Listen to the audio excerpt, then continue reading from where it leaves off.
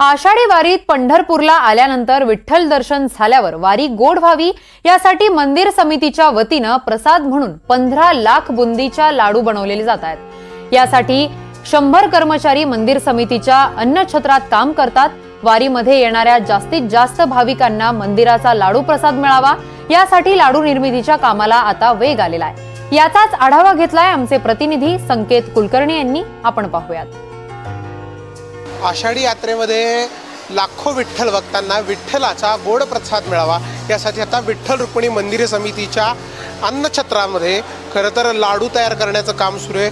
विठ्ठलाचा प्रसाद म्हणून मंदिर समितीच्या वतीने बुंदीचा लाडू तयार केला जातो आणि हाच बुंदीचा लाडू सध्या वारीच्या पार्श्वभूमीवर मोठ्या प्रमाणावर तयार होतोय। पंढरपुरात येणारा प्रत्येक वारकरी विठ्ठल भक्त मंदिरातील विठ्ठलाचा प्रसाद म्हणून या बुंदीच्या लाडूची खरेदी करत असतो आणि हाच बुंदीचा लाडू आपल्या गावी परतीच्या वारीचा प्रसाद म्हणून भाविकांना देत असतो। या लाडू बनवण्याचं काम खरं तर दरवर्षी मोठ्या प्रमाणावर होतं, यंदाही होतंय। लाखोंच्या संख्येनं खरं तर लाडूची निर्मिती होत असते। हेच लाडू निर्मितीचं काम आहे। आपल्यासोबत आहेत मंदिर समितीचे कार्यकारी अधिकारी राजेंद्र शेळके सर, वारीच्या दृष्टीने किती लाख भाविक येतील आणि किती लाडू तयार करण्याचं उद्दिष्ट आपण ठेवलंय? आपण पाहतोय की आपली आषाढी वारी आता सुरुवात झालेली आहे। सर्वच मानाच्या पालख्या त्यांचं प्रस्थान झालेलं आहे आणि मोठ्या प्रमाणात भाविक भक्त पांडुरंगाचे आणि रुक्मिणी मातेच्या दर्शनासाठी येत आहेत। पांडुरंगाचा आशीर्वाद म्हणून लाडू प्रसाद, मग तो बुंदीचा असेल, राजगिऱ्याचा असेल, मोठ्या प्रमाणात भाविकांची मागणी आहे।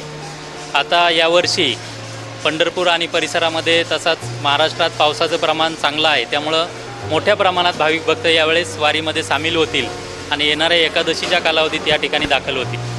विठ्ठलाची वारी आणि विठ्ठलाच्या दर्शनानंतर पंढरपूरची वारी गोड व्हावी यासाठीच हा लाडू प्रसाद मंदिर समितीच्या माध्यमातून 15 लाख इतक्या क्षमतेनं तयार केला जातोय।